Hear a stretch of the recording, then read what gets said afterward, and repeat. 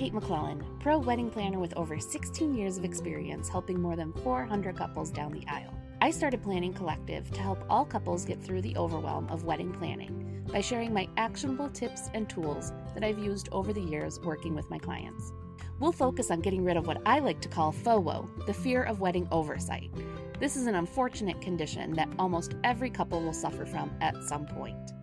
Let's get you back to enjoying the planning process. Here we go. Hey guys, Kate here. Welcome to another episode of the Wedding Planning Collective podcast. As the holiday season approaches, I figured there's no better time than now to discuss some things that you need to know about having your wedding on a holiday weekend. We'll start with some of the pros and cons, and then talk about some specific holiday details you'll need to consider. Let's get started with the pros for holiday weekend weddings. Number 1, you get an extended weekend or time to celebrate.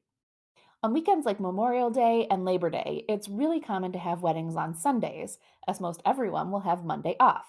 This gives you more time to celebrate with your guests, and it's perfect for those who want to have a multi-day celebration. Holidays that fall in the middle of the week can make this a bit trickier, but they can sometimes be easier for guests to get time off of work and extend their time with you to celebrate. Number 2, you have a built-in theme or decor. And this can actually be on the pro or the con list. Let's talk about the pros for this.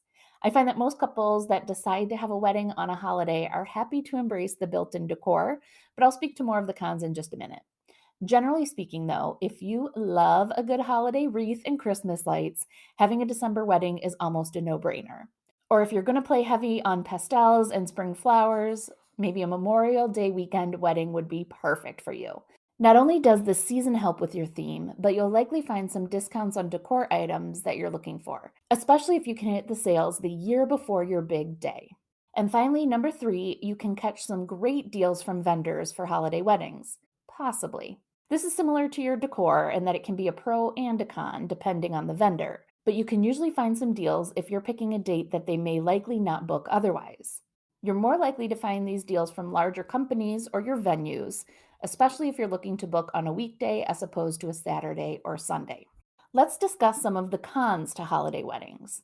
Number 1, while built-in decor can be a big pro for having a holiday wedding, it can also be a huge con, especially if you're not planning on embracing the holiday in your theme or decor.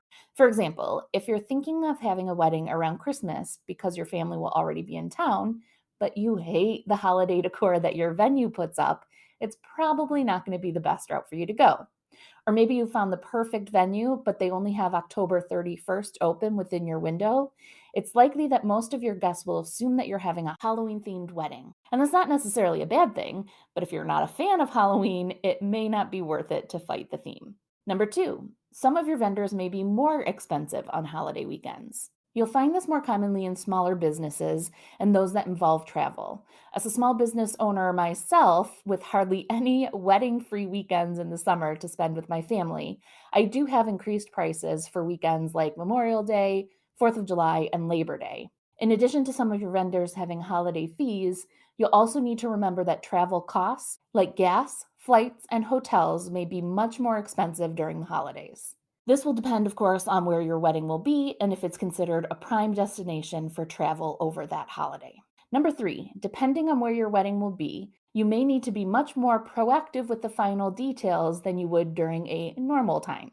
New Year's weddings are a perfect example of this, as many people like to take that week between Christmas and New Year's off. You'll want to make sure that you're following up with your vendors on final details well before this time to make sure you don't get stuck with a bunch of out-of-office notices when you really need immediate responses.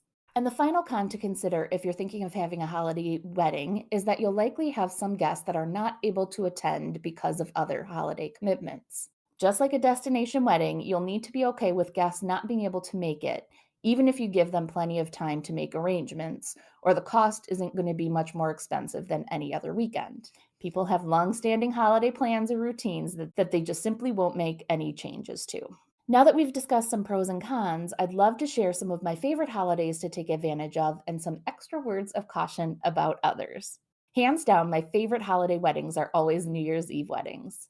I find that the guests really love getting into the celebration with you, and it's a great excuse to get dressed up for a New Year's Eve party that they probably wouldn't have gone to anyway. You can also have classic decor with golds and silvers that still feels more like wedding vibes than a different holiday, and you get to ring in the new year with all of your loved ones. Keep in mind that New Year's Eve weddings do typically start later in the day, as you're going to want to make sure the party goes until at least 12:30 a.m. for everybody to be together at midnight. Thanksgiving weekend is a great time to snag some vendor deals, but it can make it more expensive for your guests to attend. The reason I recommend considering Thanksgiving is because the holiday itself is on a Thursday, which leaves you the weekend open for other events. Many of your out of town guests may already actually be in town at that time, so it can save them from an additional trip home or ensure that they can make it when they may not be able to travel just for the wedding. The two other weekends that I find translate well into great weddings would be Memorial Day and Labor Day. While most people will have the Mondays off, there's usually not too much travel associated with these holidays. You can take advantage of lower vendor prices or food and beverage minimums by having a wedding on a Sunday, but not have to worry about the guests leaving early because they have to work on Monday. Now, let's talk a bit about the holidays I recommend you avoid. The first two haven't been mentioned yet, and that is Valentine's Day and Mother's Day. The reason I don't recommend these holidays is that the price for flowers will absolutely skyrocket for these weekends. If you're on a tight budget, you really want to avoid the week before either of these holidays, as the florist will have no choice but to charge more for their products that weekend. I say the week before because even if, let's say, your wedding is the Friday of Mother's Day weekend, your florist will still have to pay the added price for the holiday weekend. So keep this in mind, even if you're not looking to have the wedding on the holiday itself. The two other holidays that I see couples having a harder time with are 4th of July and the days right around Christmas. I think these are the holidays that people most often have built in plans around, which is why it can really conflict with wedding plans. They're also the holidays that I see most upcharges from other vendors and companies, as they typically have to pay holiday pay rates to their staff for these dates. Are you planning on having your wedding around the holidays? Head over to the Wedding Planning Collective Facebook group and let us know. And if you found this podcast helpful, please take a quick second to rate and review on the platform you listen on. It will mean the world to me, and it will help other couples find the wedding planning tips they need. Thank you so much, and I'll see you in the next episode.